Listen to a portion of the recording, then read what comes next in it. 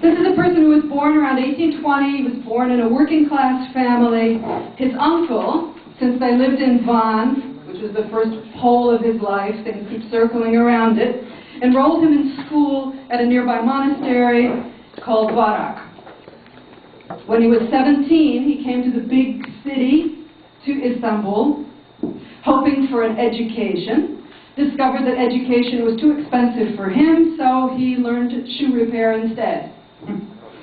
And to pass the time while they were working, he taught his fellow shoemakers everything that he knew, such as it was.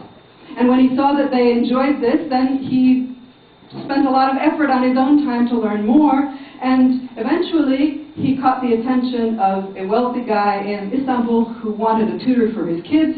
And so he said, "You come to the house and you teach my children and I pay you, it's better than shoes." So he did this for a while. He got together some money, he went home, and he discovered that while he was away doing his thing, his father had passed away, leaving him as head of the family. So like a good son, he got married to take care of his mother and his brother.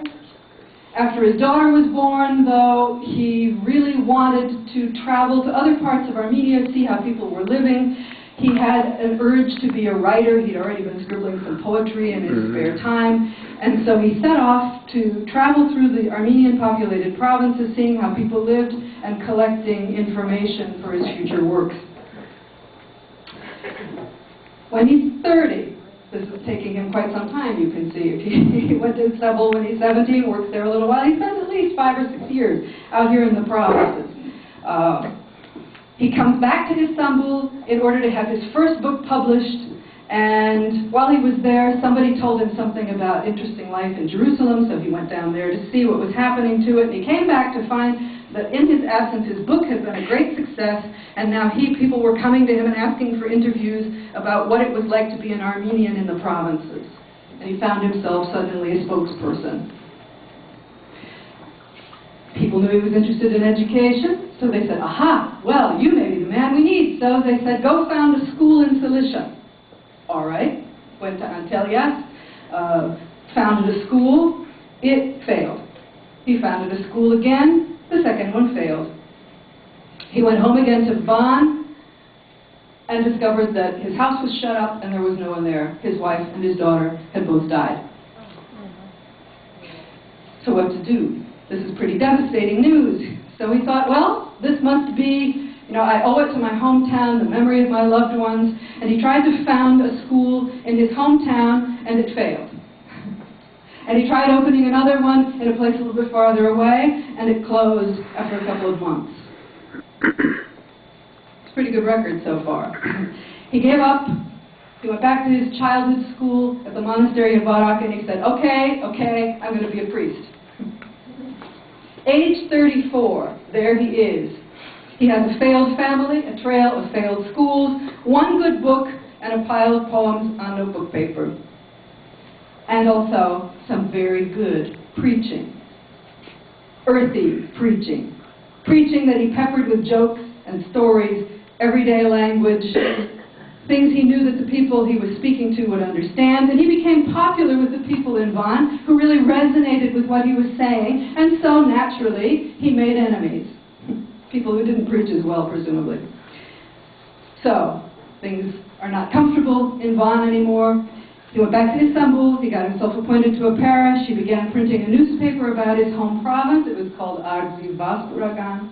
Again, he's feeling the call to be spokesman for the provinces in the big city. At 37, the patriarch sends him back to where he came from. You can see there's quite a lot of mileage put on there. To his original monastery to take charge of it and to try a school there, upgrading what was already in place. And he carried along his printing press, lots of paper, spent 3 years there, and finally had to come back to Istanbul when he was 40 to raise money, which it turned out he did very well. His first success since the book 7 years earlier. They sent him back this time as head of 2 monasteries. Oh dear, it was not only not a success, but the monks of his new monastery, a place called Glock, twice tried to assassinate him in the middle of the night, shooting deer rifles through his bedroom window. And they beat up all of his friends, and threw everybody out of town that wanted anything to do with him. So 7 years he spent going back and forth to Istanbul trying to leave that monastery or come to some kind of resolution with it. It was an absolute and total debacle. It was a complete failure. And as a result, in a funny way, suddenly, in 1869, he discovered himself chosen Patriarch of Istanbul because people figured that anybody who could put up with the monks in Glak could certainly put up with feuding Boltezis. It turned out to be a very thankless job for the 4 years that he kept it, because the community in the capital city was tearing itself apart. There was a class war, upper class against lower class Armenians, Roman Catholic Armenians against Lusa-Vorchagan Armenians. And there he is, a country boy in the big city. He's a spokesman for the average person who's having to deal with sophisticated people. He resigned. It was a failure on all fronts. And his resignation is followed 5 years later. He had 5 years in which to think about the causes of his failure. The new patriarch says, all right, I need to send somebody to Europe on a mission. I'm going to send a little group. I want you to go with it. They went to Vienna. They went to Paris. They went to London. They ended up in Berlin, where he once again failed to complete his assigned mission, returned to Istanbul with nothing except one really good barn burner sermon. Do you know who he is by now? I see people nodding. Over there on the wall. Over there on the wall. Absolutely. Yeah. Mugardich I Vanity, better known to all as Khirimian Hayrig. His anniversary was celebrated recently, and so you have the pictures. He spent 15 difficult years as a Catholicos between 1892 and 1907. Really difficult for him personally because Etchmiadzin is in Russia. He is from the Ottoman Empire.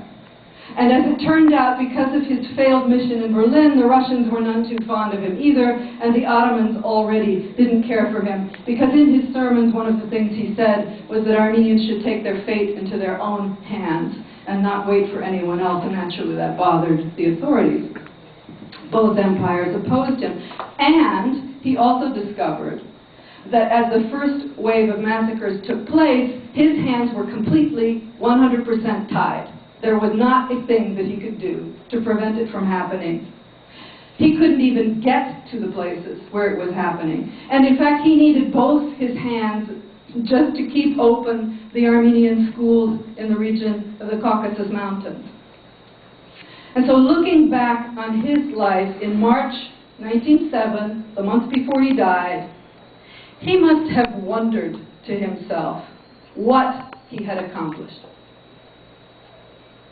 Now, of course, we know what he had accomplished. He had been earthy.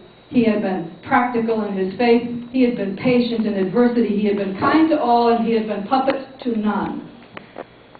He had brought the Armenians outside Istanbul into the spotlight of Istanbul. He had been unafraid to say that whether the Ottomans and the Russians and the Europeans, for that matter too, liked it or not, Armenia would defend itself, would build itself, and would be itself.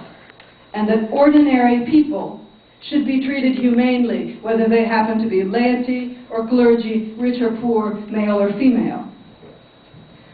The wake of his quite complicated trajectory was much, much greater than the trajectory itself. But he could have had no idea, when he was living it one failed trip at a time, that it would be him that we celebrate.